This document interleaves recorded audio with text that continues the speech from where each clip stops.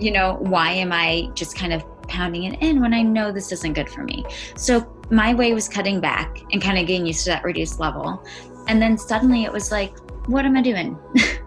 Why am I not listening to my body? And that made it much easier. But you can't force a mindset shift. You can't force that. Welcome to Get Pregnant Naturally, where functional medicine and natural fertility solutions will help you get pregnant and have your baby.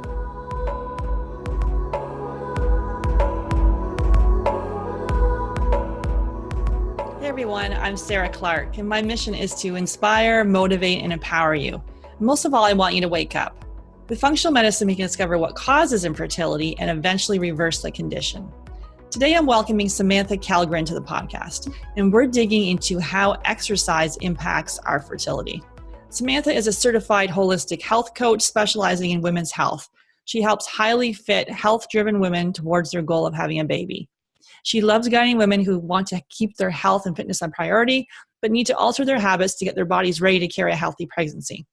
Samantha is a certified personal trainer through ACSM and got certified as a health coach in 2014 through ACE Fitness. After making holistic changes alongside IVF to conceive her son, she was inspired to go through the Integrative Women's Health Institute's Optimal Fertility Program with the goal of supporting women with information and compassion so they feel confident and excited about their lifestyle changes. Check out her website at simplywellcoaching.com. And before we jump into today's show, don't forget to hit the subscribe button on iTunes or wherever you're listening to this to make sure you never miss an episode. So we're getting super booked with our functional testing and couples coaching program and have very limited spots available. So there's only 4 spots available for January and February. So if you are looking to have your baby in 2019, please click on the link in the show notes to book your free call. So I'll let you know how the call works. So first of all, we support couples worldwide who are struggling with infertility to conceive and have healthy babies. So women like Rita, who gave birth to her beautiful daughter after following my fertility coaching system, or Danielle, who after 2 failed IUIs was able to get pregnant after a free call with me. So here's how to get my help for free. So I offer a free Supercharge Your Fertility Discovery call. And on that call, I'll create a plan with you that is going to help you fast track your success. So this call is not for everyone, and I'm really picky about who I speak with, and I have a strict but totally reasonable criteria that needs to be met in order for us to move forward. So here's who I can help. You need to be able to explore your infertility diagnosis in a new light. This offers for people who are open-minded and coachable. If you can do that, you want to double or triple your chances at the fertility clinic or get pregnant naturally, awesome. So let's get on the phone and chat. You must be an action taker, so someone who is committed to seeing results and you're able to follow directions. Don't worry, I'm not going to ask you to do anything bizarre. And if you're one of those people and you like to consume a ton of information, but you don't like to spend time implementing and seeing results, then this isn't for you. I only want to spend time with people who are genuinely committed to their own success. So just click on the link in the show notes and apply, or go to fabfertile.com and click on the free consult. It's a really short application that just tells me about your health, how long you've been trying to conceive, and how soon you'd like to be pregnant. So this seriously will be the best time you've ever spent on your fertility. Looking forward to chatting. Hey, Samantha, welcome to the podcast. Hey, thanks for having me. Awesome. Yeah. So first of all, if you could share with us your journey and really how you came to do this work. Yeah, sure. So I have been health coaching, got certified probably about 5 years ago now. Mm-hmm. I was working in nonprofit events and then kind of started working with runners specifically for our marathon program.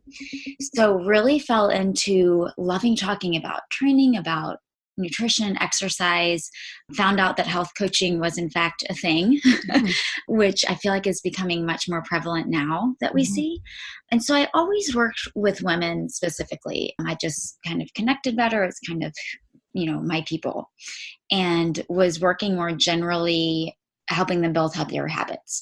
So that was kind of the stress aspect, sleep, nutrition, and exercise, just kind of helping them find a good balance, getting rid of that all or nothing mindset, which we all kind of have to some extent. Then in my journey to kind of have my son, went through some struggles in getting pregnant, finding out I was actually kind of one of those that's too fit to get pregnant, which I didn't know was a thing.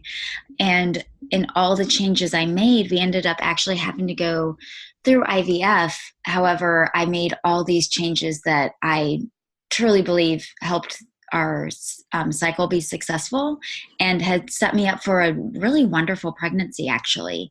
So I kind of made all these holistic changes on my end, from acupuncture to the way I ate, to the way I moved my body, more yoga, less running, seeing a chiropractor.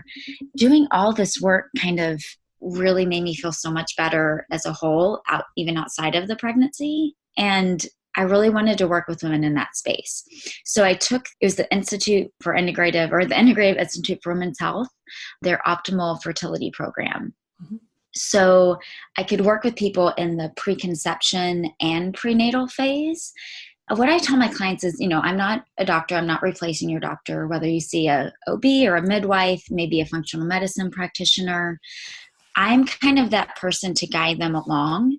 So, they've got maybe 20 minutes with the doctor, which is not much time, right? Mm-hmm. So they kind of get this idea of things they should be doing. And I'm kind of that person to work with them to say, okay, let's see how you can do this. Okay, your doctor is saying to watch your blood pressure. Your doctor is saying, your stress needs to be handled. How can we do that?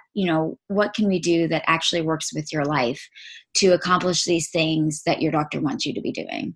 Absolutely. Yeah. I think there's more, doctors, you say doctors only have a limited amount of time, right? So partnering with a health coach just really makes sense to be able to optimize their patient's health, really. Yeah. I really feel like it's a missing link, because I did so much research on my own, which I like doing that. I like reading for my own. I feel like I can find trustful resources that aren't, forums and blogs that aren't really credible, because Google gets overwhelming. But a lot of people, don't have the time or energy or space to do that. So to have someone to say, hey, here, I've done a lot of the legwork, check out these 2 articles, or here is a website that I really trust. Here's what I found that can help, and be that sounding board is really, really beneficial. Awesome.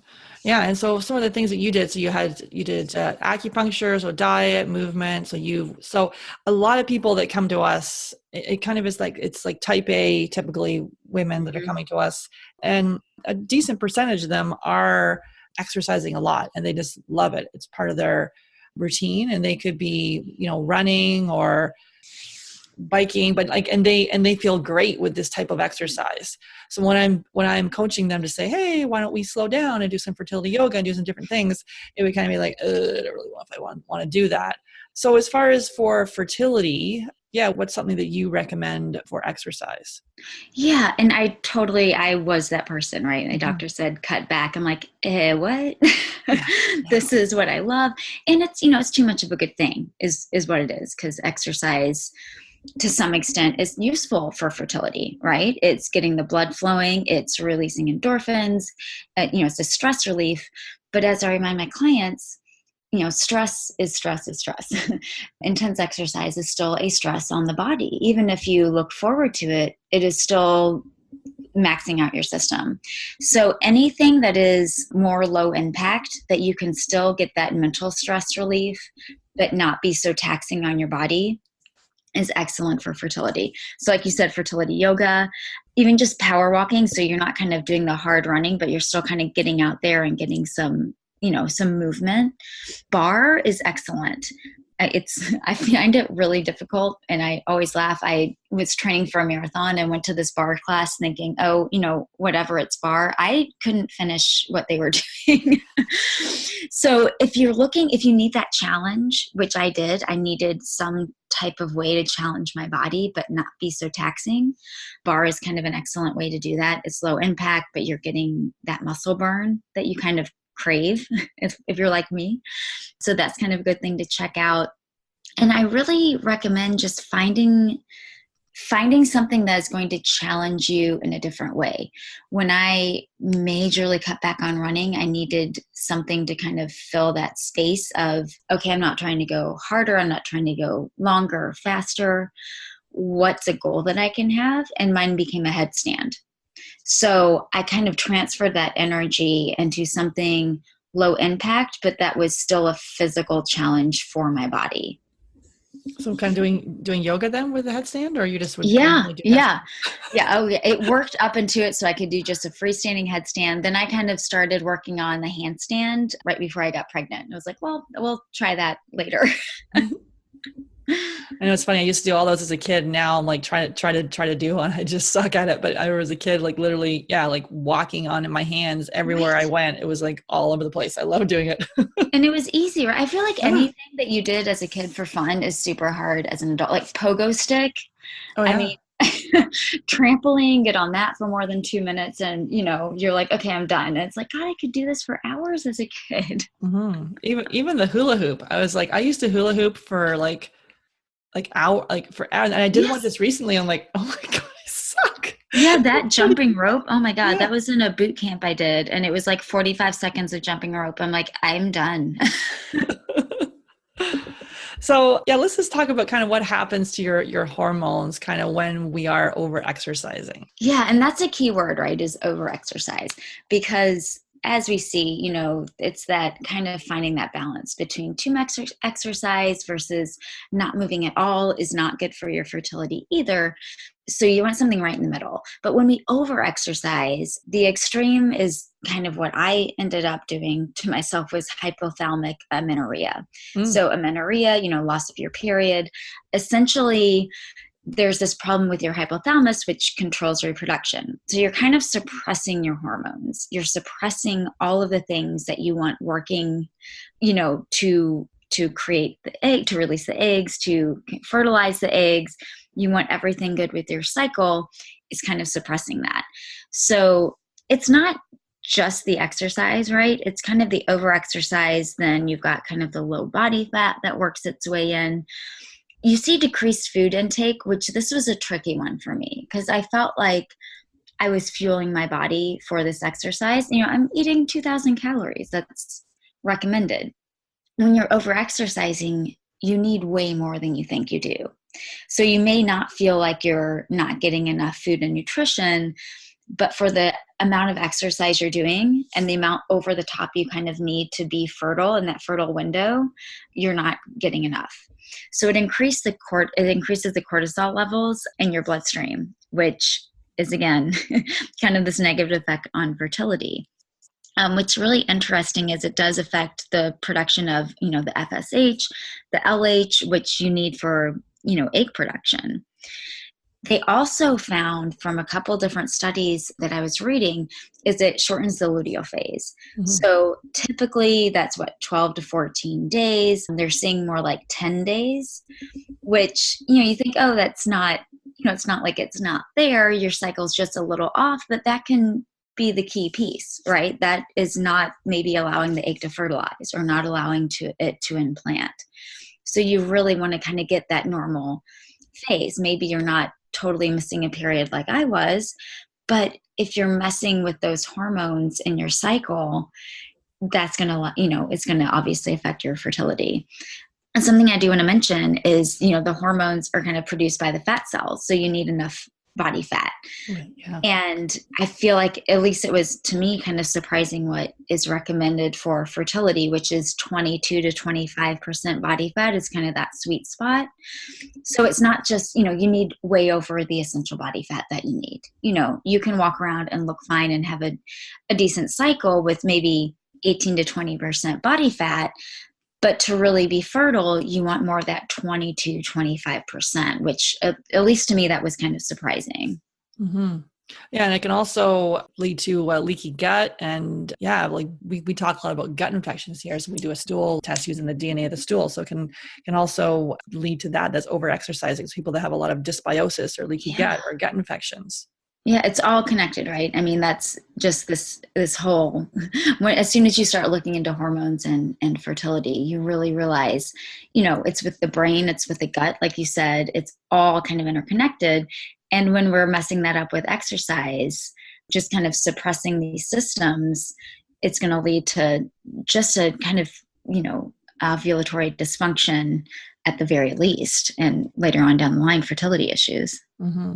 And so you talked about in the beginning that you saw a chiropractor because obviously over exercising can also increase your risk of injury. So is that something that you experienced, or was there something out of alignment, or? It was really nothing major. It was kind of slight disalignment with my pelvis was slightly rotated. Mhm. So I saw her a lot in the beginning, and now I see her probably once every 3 to 4 weeks just to kind of keep everything's in line. But, as you know, with, seeing a chiropractor, if something is shut off or something isn't, connecting correctly, that's shutting totally something down that you might not even realize. Mhm. It's this communication to your brain that it might not even be anything that you can feel, but just being slightly off could be that kind of key to kind of open some different pathways that you didn't know you were kind of missing. Yeah, and it's all that we talk about different stressors. So it's like mental emotional stress, and then there's also that structural stress of if there's something out of alignment, which then can then cause stress in your body, impacting your hormone levels and your cortisol and things like that. So, and then obviously environmental stress and then gut infections and all those different types of stressors. Right, right. Yeah, and I guess back to the calories. So a lot of people kind of get caught up on calories. What's your take on that? Yeah, it's really hard. It's this double-edged sword. I feel like you don't want to get consumed with, oh my God, how many calories am I eating? I need to track. But what I always recommend with clients is just we'll do maybe a 3-day food journal to get an idea of where they are and know kind of what we can increase. So where I'm not saying, okay, you need this many calories, of fat or this many grams of fat. It's more like, hey, I think we can add an avocado, right? I think it's, hey, let's look at kind of bulking up your lunch or adding an extra snack. So they're not I don't like counting calories, but I think it is good to know kind of an idea ballpark of where you tend to be, just without counting or planning anything differently, see what you kind of intake a day and see if we need to increase it.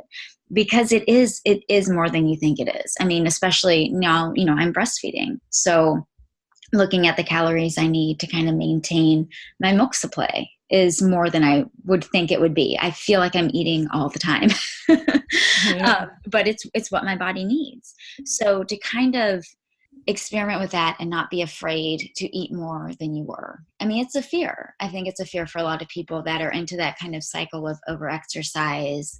Maybe you don't think you're doing it for weight loss or weight maintenance, but there's usually something at least subconsciously there of not wanting to eat too much, right? So to kind of experiment with that and take on a little more at a time and kind of see how your body handles it. I think a lot of women are really surprised with the amount that they can eat. Yeah, and we say don't count calories, count chemicals. So Yes. are you eating something that's full of glyphosate, which is, a herbicide that you're in the middle of a huge food experiment, they're spraying on our food, and then that's linked to infertility and a whole host of other things. So it's like, yeah, get organic or shop the periphery of the grocery store. Like Michael Palin says, if your great grandmother says, "What's that?" then don't eat He's so it. good. Yeah, and that was another thing. I mean, I feel like as I was discovering, okay, my body fat is too low. I mean, we basically discovered I had like 0 uterine lining. Okay. So I did the Provera challenge twice, no bleed at all. And, then it's like, oh my God, what's going on? And I go to the fertility clinic and he's like, you have no uterine lining. Everything else can be working fine. Your tubes are open. Everything looks good. There is literally nothing to bleed out. So I found out, okay, I've got such low estrogen. I, am lacking on body fat. I need to get some more body fat on me.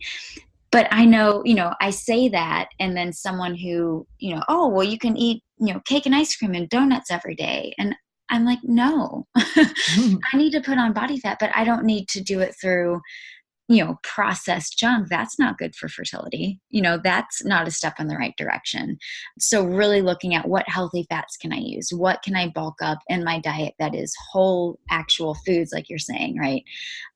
How can I shop and support myself in a way that's going to increase my fertility and not take another step backwards with loading up on junk food, which is something I don't want to do in the first place. Yeah, we have episode number 16. We talk about eating healthy fats because a lot of times I think, and I was the same way. I'd finish each meal, I'd have a low fat yogurt, thought I was doing a healthy thing, and, kind of afraid of those.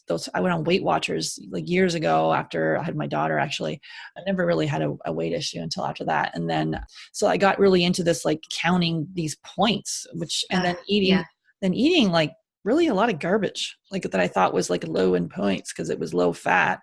And so not being scared of actually eating fat. What's your take? It is. And it is scary. No matter how much you read, it's like, this doesn't seem like I should be able to eat this, right? And lose or maintain my weight. But the really interesting thing that I see over and over again in different studies is that even low fat dairy, fat free, it's like, okay, well, I'll do low fat, right? Low fat dairy is still attributed to fertility issues. I mean, you need that whole healthy fat. And even if it's whole fat ice cream, go for it.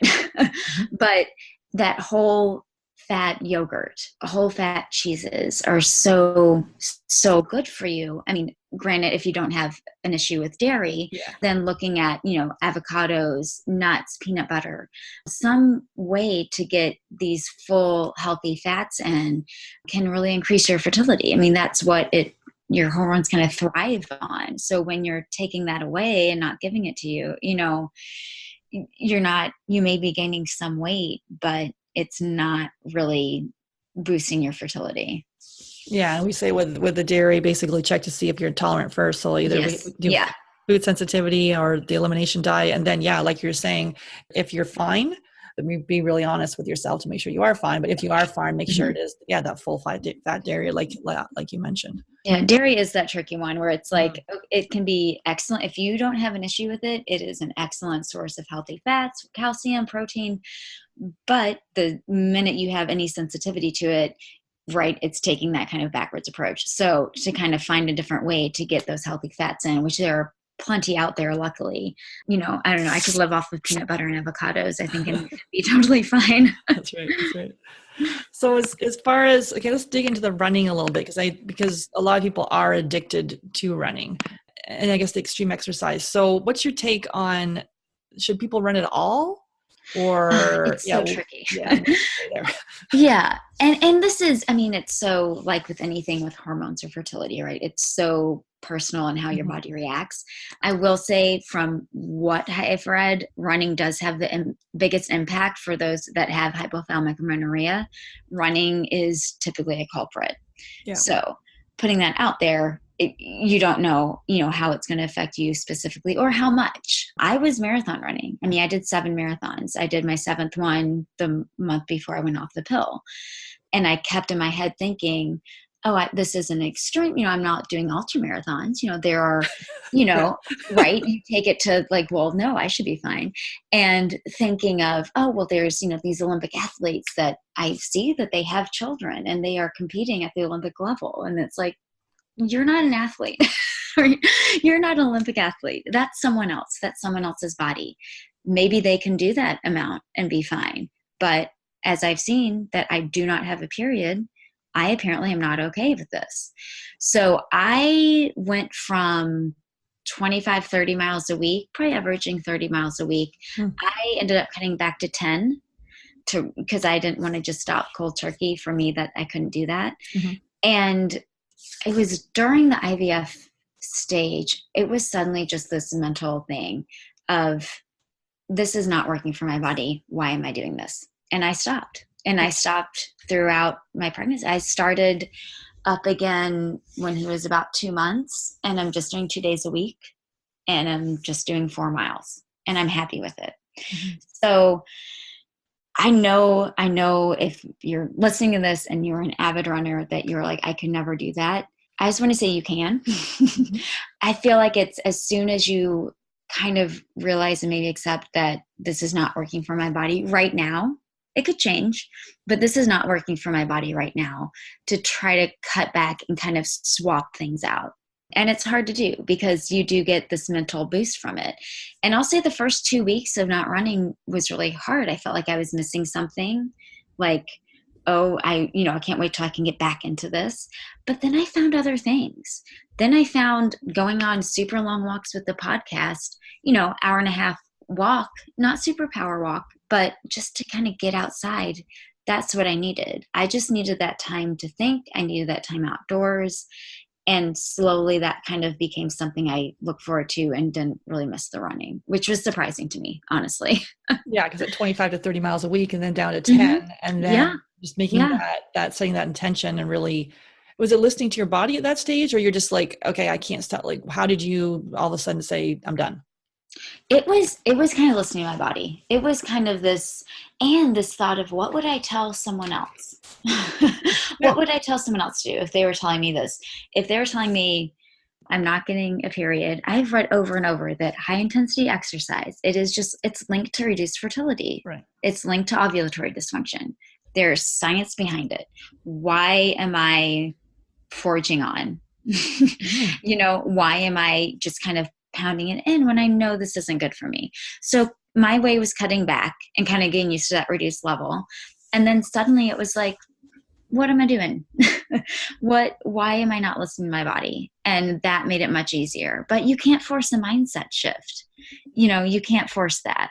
So that is something I definitely work with my clients on, is kind of talking through those fears and looking at the bigger picture and looking at a way to fill what they think that they're missing.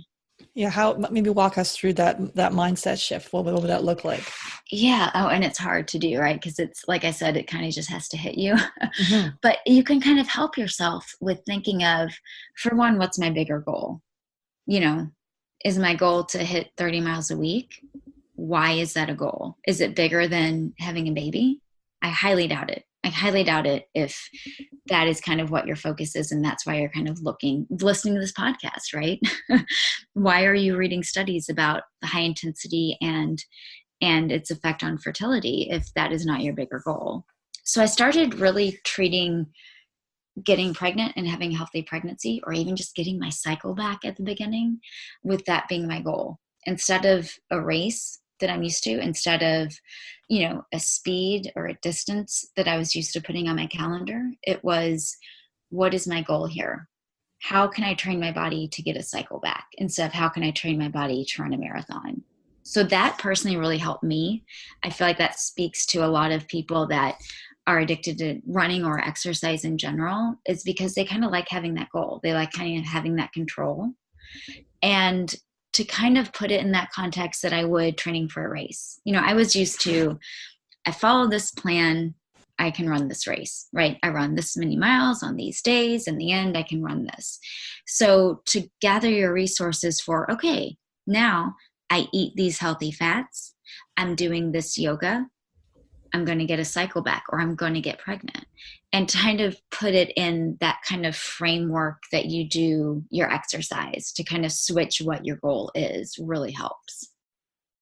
Yeah, to really have that plan. If you're used to always training for something. If you've done 7 marathons, and a lot of people, potentially listening to this, that could be the same for them, right? So you're always on to the next thing. Whereas to look at your why, really setting your intention as to why you're looking to do all these different changes. And then, so when it comes back, so you said those 2 weeks were difficult. What did you do to cope during that time? Yeah. And it was difficult, kind of feeling like, oh, it was that should, right? Mm-hmm. I should be doing more. I should be going for a run. Normally I would be doing this. But it's kind of just setting it aside. You have to set aside, no, I'm not going to. Okay, I'm going to go for a walk instead. I would take the dog for a long walk, and that way it was kind of for him and me. I would do kind of my running route, but do a power walk, kind of, 3 miles instead of a longer run. But I would power walk 3 miles and listen to a good podcast to kind of get out of my head. I like listening to music, but it kind of leaves you to your thoughts, which is sometimes not good if you're trying to distract yourself.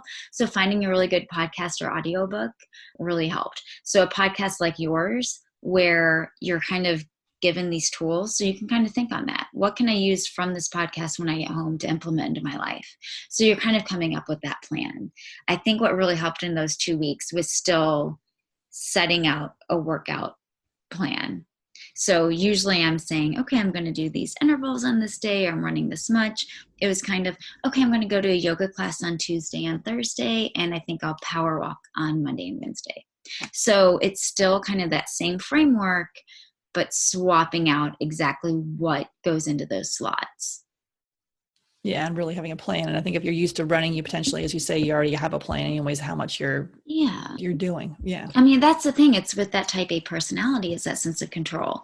And when your cycle isn't what it should be, or you're trying to get pregnant and it's not been happening for a couple months, you don't have that control. And it's frustrating. And you're never going to have exact control over it. But looking at different tools to help with that makes you feel like you're more in control, right? I was going through IVF, and that you do not feel in control over that. So that's when I started saying, what can I do? Okay, I can go see an acupuncturist. Okay, I can eat whole fat dairy. That agrees with me. I can eat avocados for healthy fat. Okay, now instead of my goal of maintaining a weight, I'm going to try to gain 5 pounds. I'm going to try to do it healthfully, but this is a number that I'm looking for. So to kind of just switch what those goals are, and just feeling like you've got kind of ownership over it, over kind of how your body is reacting, over what you're kind of doing. Mm-hmm. And then as far as some of your favorite, and we talked a little bit about this, but some of your favorite types of exercise. So you mentioned fertility yoga, which we have a fertility yoga series. It's a 6-week series that we have, and also an AM and PM fertility yoga. And then there's bar strength training. Swimming. Yeah, swimming. Swimming is another good one, low impact. And swimming, obviously you can do it once you are pregnant, you can do it throughout pregnancy. So that's kind of a really good one that I like. Anything low impact, stretching, you want, with fertility yoga, just increase that blood flow, especially to the pelvis. Your program is great. Yoga is excellent. I like having someone guide you through it. Mm-hmm. And once I'm sure you have people take your program, they kind of have an idea of which moves are good for fertility, right? Mm-hmm. So if they're seeing these same kind of moves every yoga class, okay, here's maybe 3 poses I can do on my own. I don't have to do a whole series, but if I can't do anything that day, I can do these 3 poses before I go to bed and kind of feel some relaxation from it, because it's so mental too. I mean, that's why I really enjoy yoga. It really kind of slows things down, just gets the blood flowing and those kind of endorphins going. Walking, which I would have laughed at when I ran, okay, yeah. Right? I would, what's walking going to do? It's amazing. It's amazing. You can power walk if you need to feel that you've got kind of more cardio in there, if you really want to work up a sweat. I walked the dog. I would walk with friends. Go on a power walk with a friend was excellent, because you feel like you're kind of both getting out there and doing something, and you're kind of not in your own world, right? Mm-hmm. You're kind of able to open up and get that kind of like you get from any group class. Group classes are excellent too, to kind of get those endorphins and just sense of community too. Mm-hmm. Yeah, I've always had a walking buddy, and along with my dog. Yeah, it's nice. It's nice. It's not just for you. You feel like you're kind of doing something a little more. Yeah, sometimes it feels like therapy. I'm on those walks. I'm like, okay. Totally. You come back with great ideas. I mean, just like I would when I ran. It's like I would get these amazing ideas on a walk, of even as just inspiration for your day. Going a walk in the morning, or especially after dinner, just like a 20-minute walk can feel so good. It helps everything digest. You can kind of reflect on the day, especially now that it's kind of hot because it's summer. Once the sun's going down, it feels amazing to kind of get out there when it's not so stifling. Mm-hmm, absolutely. And I guess back to yoga a little bit. So fertility yoga is looking at more hatha and restorative. So it's very slow. So someone that is coming from a lot of, potentially extreme exercise or over exercising, and then we're doing yoga, they might get caught up doing hot yoga or Ashtanga or power yoga and tons of flows, where it's like, this is slow and it is maybe a little bit of rolling around the floor, and you might feel that, oh my goodness, but that's the whole point of it. Yes. Yeah, which could seem a little foreign if you're. It's hard. I mean, I totally get that. And I feel like, if you love a good hard workout, you're always finding that way to make it harder, right? Well, this isn't hard enough. I think a big mindset shift was exercise. It doesn't have to be hard to count. I don't have to be thinking, oh my God, when is this over? Or can I do this many to count as exercise? And as soon as you kind of reframe what the point, like you said, what the point of it is, why are you here? I still do that. If I'm going to a yoga class, I'm thinking, why am I here today? Like, I'm here to take this hour for myself. I'm here to follow someone else's directions. I'm here to breathe and to stretch. I'm not here to, win an award. I'm not here to really push my body. I'm here to allow myself to see what I can do. And it takes time, and it's not going to happen the first time you go, and it's not going to happen every time you go. But I think the more you really think about that, why am I doing this? Why am I here? It's going to come more naturally. Like I said, after that 2 weeks, it suddenly wasn't so hard to not be running. And I didn't run the whole pregnancy. I didn't miss it every day, right? I had this new focus. Once you're pregnant, you kind of have this new focus, and you're not missing what you did before because it's a totally kind of new area of your life. Mm-hmm.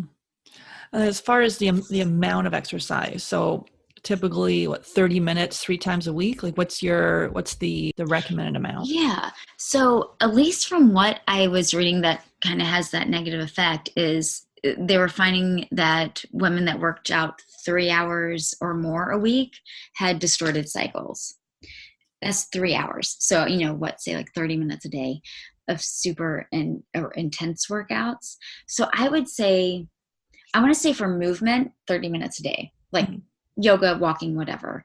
But I wouldn't really plan for more than 3 days if you're doing something hard or more intense than that. I think 3 days is plenty. 30 minutes, 3 days a week. And, I go back and forth with the high intensity intervals. Yeah.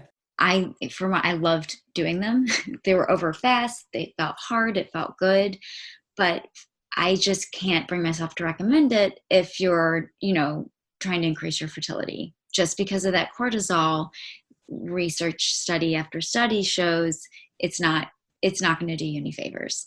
That doesn't mean, if I do high intensity intervals, I'm not going to be fertile. No, it doesn't mean that, but it's kind of all linked together. So if you really love high intensity workouts, cut it to 1 day a week. Cut back to 1 day a week. See how you feel with that. If you can cut it out totally until you kind of normalize things and then slowly maybe add something back in, that's kind of what I would go for. But I would go for, in general, 3 days a week, 30 minutes of kind of focused exercise, whether it's strength training, bar, something a little more intense than just yoga or walking. And then the rest of the days, focus on yoga and walking, something more like really low intensity, really just for that kind of stress relief of movement. Yeah, we like to hit but it's more like 5 or 10, like very, very short. So something like T-tap, which is, when you see it, you think it's so super cheesy, but yeah, it's basically you're just moving your leg up and down in front of you and then leg beside you. And literally it's for 5 minutes. If you look that up, so it's T-HAPP. Okay. And it just kind of gets the heart going, but you're not sweating or dying. That's or anything. excellent. Yeah. And like you said, it's short. I think that's the thing is that, especially with, those that love extreme exercise, is you're doing these high intensity intervals that are intended to be 10 minutes, right? But you're doing it for 45. Yeah. You're stretching it out. And so it's kind of keeping the idea of that, but condensing it to get those benefits, but not overtax your system. Yeah, and we also have people kind of to tap into how they feel. So how do you feel the next day? Are you dragging? Are you super tired? How do you feel? Like, what's your take on that? Yeah, and that's hard to do because you think, I feel good. I feel so good after it, right? That felt great. Think of really how you felt during that tough interval. I mean, did you think I do not want to do any more of these? And really listen to that. Are you not looking forward to doing it? Do you feel like you have to? I think that's a big question.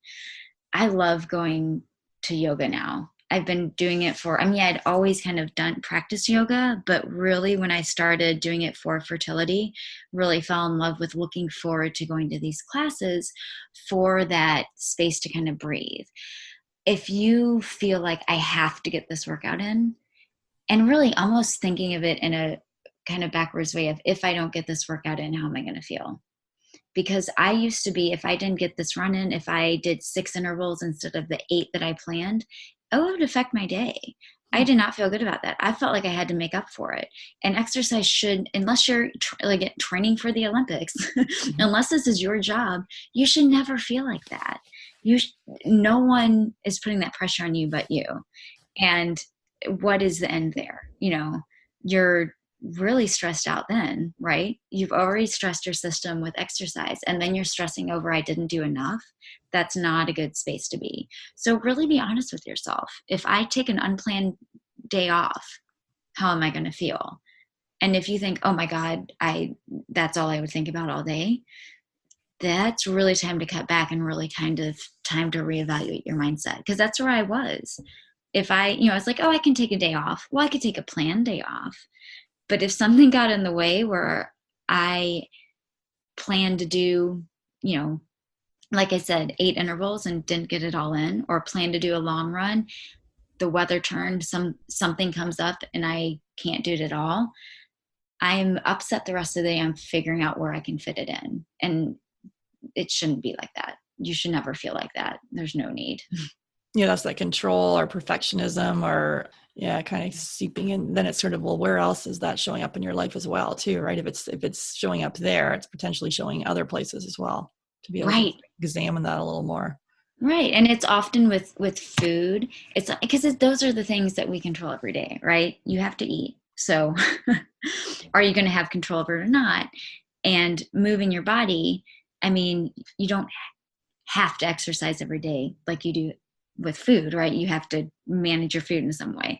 But I feel like having that sense of control over movement and, okay, suddenly I'm told I can't really exercise as much. Where can I put this control energy? Well, let's look more at what I can eat, and it kind of is this kind of downward spiral of getting that tight control on it. Mm-hmm. So doing those mind shifts. And then, as you say, instead of planning the workout, planning kind of doing it a different way. Yeah. It's really coming up with, exactly. And I totally get the need, obviously, for wanting to plan and have some control, but I think it's figuring out what is the goal of it. What are you trying to do? Are you trying to, getting more healthy fats is still something you can have control over, but it's this kind of more positive way to do that. Mm-hmm. And what about if you have an upcoming IUI or IVF? What's your recommendation for exercise? With exercise, honestly, with the IUI and IVF, it would be the same as fertility, just low impact, something you really enjoy, taking it a little more easy and looking for the relaxation benefits. The only exception that your doctor would probably also say too is when doing stems for the egg retrieval, because I twist ovaries is a thing. And you're just going to be uncomfortable anyway. So take it really easy during, I'd say, the whole week of the egg retrieval. But outside of that, if you're feeling good, it's okay to do those exercises that you've been doing. Yeah, I've been doing them all along. And I guess, so we're talking about people that are over exercising. Then I guess the other thing, we're not moving at all, mm-hmm. which I guess if you're sitting on the couch, and then now we're starting to all of a sudden add exercise in, I guess, look at it from that standpoint. And then you've got an IVF or an IUI coming up. You don't want to necessarily completely change your routine there as well, but you do want to get blood flow going. What's your... Right. Yeah, it's really hard. I mean, I feel like we used to be, and now there's more research out now that is encouraging movement, but it used to be, for the whole pregnancy, right? Don't move. Yeah. And that's the scary thing, because you're like, oh my gosh, should I not be doing this? But everything you read, walking is excellent. I mean, I went on long walks and would walk the dog the day of my transfer. I walked. I wasn't walking 10 miles, but I got out for movement because you want that blood flow. So again, anything low impact, it's really watching more for the twisting motion, almost like you would like once you are pregnant, to be careful with core work and that twisting. Other than that, I mean, I feel like doing at least 30 minutes of some type of movement, of yoga, easy yoga, of power walking, of elliptical is great, because you're kind of, you're obviously not twisting, it's low impact, but you can kind of still get that movement going. It's excellent, like all through either IUI or IVF. Great. Do you have any videos or resources that you would recommend? Yeah, really. And like you mentioned, your yoga. So that's an excellent thing. I think outside of that, just searching for yoga for fertility on YouTube is excellent because you can find videos that are even just 10 minutes long. So you can kind of fit it in every day to full length videos. Yoga Yin, that's Yoga YIN, has about a collection of about 45 fertility videos, which is really good. I really like Circle and Bloom programs. I'm not sure if you've mentioned that before. They have really good guided meditation for kind of every stage. So it's for fertility, it's for a healthy pregnancy and delivery. They have to coincide with an IUI or IVF cycle. I found that really helpful because once I was pregnant, I think going through IVF, you have this mindset of, oh, I just need to get pregnant. I just want to get pregnant, and was very shocked with the fear I had once I was pregnant. Like the stakes were that much higher, right? And if you've been trying a while and even get pregnant naturally, you still kind of have that, oh my God, it actually happened, it's actually here. You're terrified to lose it. So I really found the Circle and Bloom meditation programs really helped. There'd be one a week throughout the early stages of pregnancy, and kind of just gave me that kind of mental shift and focus to kind of breathe and kind of calm myself. Another book I really recommend, even if you don't specifically have hypothalamic amenorrhea, but if you are in that spectrum of your cycles maybe are not exactly right and you think it's because of exercise, overexercise, or maybe under eating, it is called No Period, Now What? I'm not sure if you've talked to her before, Nicola Rinaldi. Yeah, I just interviewed her last Okay. week, so I'm not sure when, and it'll come in on the podcast. But yeah, I just interviewed her. She was great. She's amazing. So definitely get that book. There is so much research and information in there. And what I really like about it is she does interview different people. So you'll just get these snippets of, this was really hard. It's those things that you are going to be going through yourself. Oh my God, I can't believe she's telling me to eat this much. This is what that felt like and kind of what ended up happening. So you've got these actual accounts. She has a Facebook group that is awesome because it's people that are going through the exact same things you are going through. Maybe whether it's cutting out the exercise or eating more, or just those feelings of, oh my God, this doesn't feel right. Oh, I'm consumed with these thoughts of I need to be exercising. Just that mental aspect of it, to have this group of people going through the same thing and to understand what you feel and to not feel crazy, because someone who doesn't work out is not going to understand that and not going to know how to talk to you. Mm-hmm. So that Facebook group was really helpful. Awesome. Yeah. So she was the No Period Now What? She was on the podcast. As I say, I'm not sure when it's going to come in here. Circle and Bloom is awesome. They have a free meditation one you can download, as well as a number of different programs. We also like Expectful. That's another good one where it's got they've got meditations for fertility, pregnancy, and postpartum. And what was the name of that? The 45 fertility videos?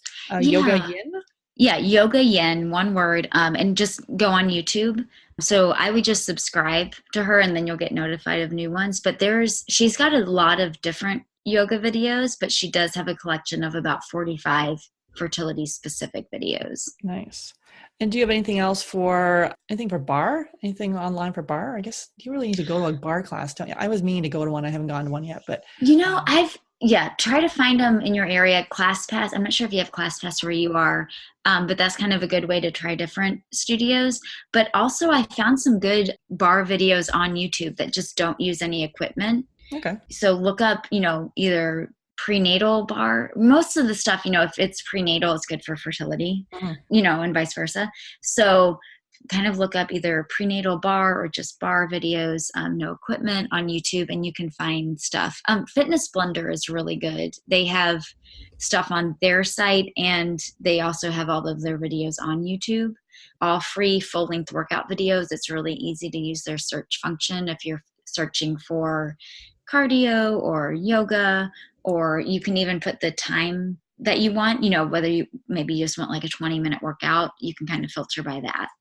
Okay, so Fitness Blender and bar is BARRE, just to clarify that one. Bar. And go to the bar. That's right. And as far as your journey with IVF and having your son, did you want to share a little bit about your story there a little more about kind of? Really just the mindset shift, I think, is the big thing that it took to think, okay, what is my bigger goal here? And although I did IVF, I wasn't going to rely on that. Mm-hmm. I knew that there was a lot more holistic practices and just to feel better overall, mentally and physically. So I feel such a different person going through the pregnancy and postnatal because of all these changes I made. So still seeing an acupuncturist, chiropractor. I saw a physical therapist. I had to have a C-section because he was breech. He was very stubborn. And so that was, the surgery that I wasn't expecting to have to happen. So I saw a physical therapist for that to kind of get ahead of any issues for scar tissue massage. I think that once you start these holistic kind of therapies, you're more open, and that's kind of your first approach instead of medical. Exactly. You're going to say, what can I do on my own to kind of bolster this? So I really feel honestly that once this mindset shift happened, and once I was really giving in to what does my body need, the cycle worked. And like I said, I hate saying I had a really easy pregnancy, but I felt good. It was maybe the last week or two that I was like, okay, I'm ready to be done here. But I just felt energized. I felt like I was fueling my body properly. I felt more in tune with my body than I think I would have if I didn't kind of start this process before I got pregnant. And coming back after having him, I feel like I've got this positive attitude that's not, oh, I need to get back to exercising. It's like, okay, what would I enjoy to do? I want to go to a yoga class. How would I enjoy moving with him? I'm going to take him on a long walk today. And it's just, I feel much more intuitive and in tune with how my body feels and reacts to things. I love it. So you've got a free gift here for our listeners, which when they subscribe to your list, you do it's a Monday morning kind of workout. You just share a little bit of what they would get with that. Yeah. So it's called Motivation Monday. So it's an email that I send out every Monday morning. I send it out at 6 a.m. So hopefully it's one of the very first things in your inbox to start your week. I find a healthy or healthy-ish recipe, and one that is easy to cook that I could see myself cooking or have cooked before. I feel like that's a big difference in just finding a healthy recipe. It'll be a YouTube video, something that I've either done or I've at least watched through to make sure it's no equipment. So you can do it at home. I kind of vary the lengths. Some will just be something 10 minutes and some are more full length, 30 to 45. Pretty much, fertility friendly, working in some more prenatal workouts into those. And then I do just a motivational quote, something to think about for the week. And I've just added I am big into doTERRA essential oils. Mm. So I'll put a diffuser blend on there. So if you do oils of any kind of something new to mix it up. But yeah, you get those every Monday morning. You can get them just on my website is simplywellcoaching.com. And I have a free resources section. And you can sign up for it there. Awesome. So simplywellcoaching.com. And thanks so much for coming on the podcast, sharing your wisdom around the subject and fertility and your journey. And thank you very much. Great. Thanks so much. This is excellent. Awesome. Thank you for listening to Get Pregnant Naturally. Seriously, it means the world to me that you're here. Make sure you hit the subscribe button so you can be notified of upcoming episodes. I'm excited to offer you a special gift. If you're a U.S. resident, text FERTILE to 345-345. You'll be prompted to enter your email address and you'll receive our fertility yoga download. In this 20-minute intro video, we focus on a calming and peaceful practice to connect back to your heart. These simple fertility yoga poses can help quiet negative thoughts and make you feel more in control. Download it now and get started today. So for U.S. residents, text FERTILE, FERTILE, to 345-345. For non-U.S. residents, go to www.yogafreebie.com to access your special gift. That's www.yogafreebie.com to access the free fertility yoga download. And I love this quote by Dr. Mark Hyman, medical director of the Cleveland Clinic Center for Functional Medicine and chairman of the Institute for Functional Medicine. Functional medicine is medicine by cause, not by symptom. Functional medicine practitioners don't in fact treat disease. We treat your body's ecosystem. We get rid of the bad stuff, put in the good stuff, and because your body is an intelligent system, it does the rest. Thanks for listening. Until next time.